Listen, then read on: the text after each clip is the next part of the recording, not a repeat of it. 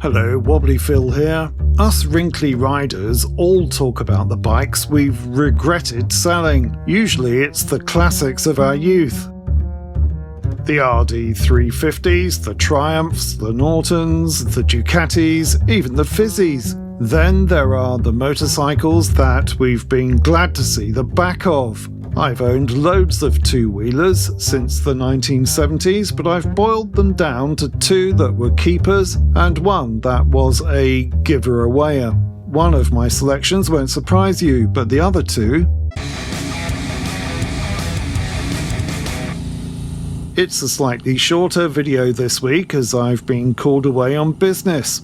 Urgent business, not funny business, and I'd just like to make it crystal clear that I have no rich friends who own private islands. I do know an ex-banker who copped millions in compo from the taxpayers for ruining one of Britain's financial institutions during the crash, but he only bought half of Suffolk, so that doesn't really count. My first selection for a keeper is, of course, my Norton Commando. I bought this bike in the 1990s from a mutual friend who'd moved on to one of them newfangled BMW flying bricks and loved it. The Commando was smoking from one pot, but I thought, hey, that's easily fixed. Fortunately, there are still some very dedicated professional engineers around who know what they're doing and won't charge you both arms, both legs, and a head for the privilege. So, after sacking the North and South London idiots I first turned to for help, I discovered Norman White down in Andover. He looked after the machine thereafter, and it became a reliable steed. Because of the rubber-mounted engine, it's so much smoother than the Bonneville. The torque is great, the bike will never get you into trouble on those tricky twisties, the handling is superb, it's light, it sounds amazing. I can't say enough positive things about the Commando. But unfortunately, after my banker pal and his mates ran off with everyone's money in 2008, I fell on hard financial times and had to sell the Commando to keep the lights on. Looking back, I really think I should have eaten my gruel in the dark rather than part with my beloved Commando. My next selection for a keeper came as a bit of a surprise even to me. It's Kawasaki's ZZR1400. Yes, it's a modern sports touring motorcycle, and they still make them. I bought the bike brand new in the early 2000s after my Honda CBR 600RR, a motorcycle with more R's than a pirate ship, got nicked. I took full advantage of both the sports and the touring aspects of the ZZR, and it never once let me down.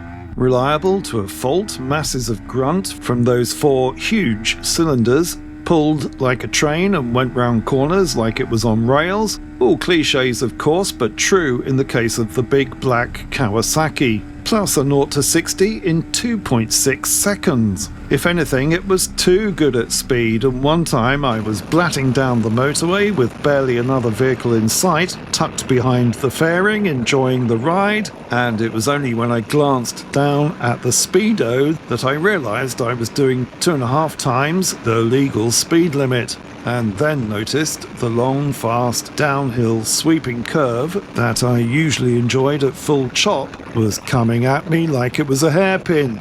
But the Kawasaki's brakes and handling coped magnificently as I rapidly brought the bike down to more legal speeds.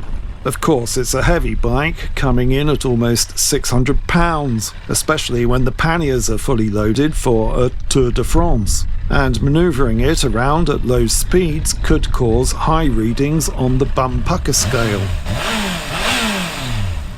Sadly, the ZZR had to go not long after the Commando due to the privations of the 2010s. Those effing bankers have got a lot to answer for.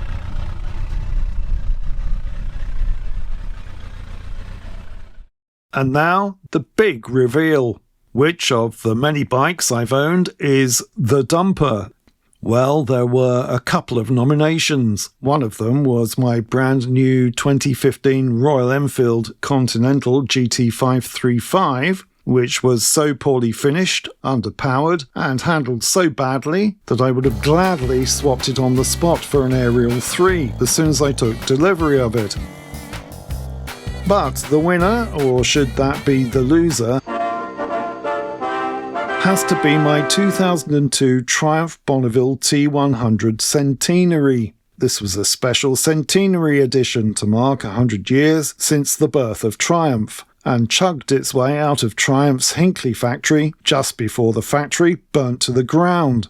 All credit to John Bloor and his team for rebuilding Hinckley within a year of the fire, and most centenary editions were made in 2003.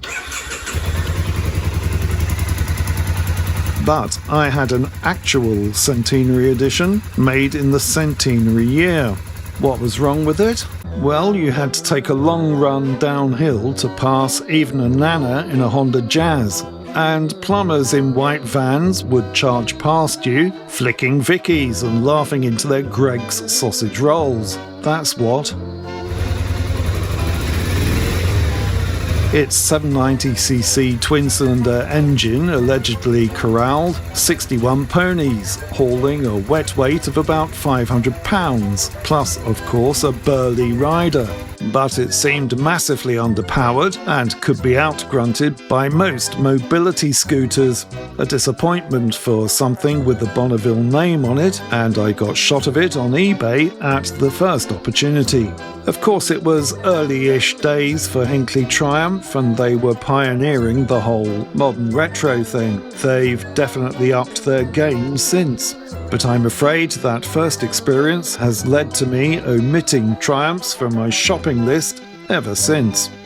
And there you have it. You're bound to have your own opinions. Please do hit me up in the comments section if you disagree with my selection or have any alternative suggestions of bikes that you've owned. I hope you enjoyed this video. If you did, then please consider liking, hyping, subscribing, commenting and sharing to let YouTube know we're doing something right here at 3 Phils. Thank you.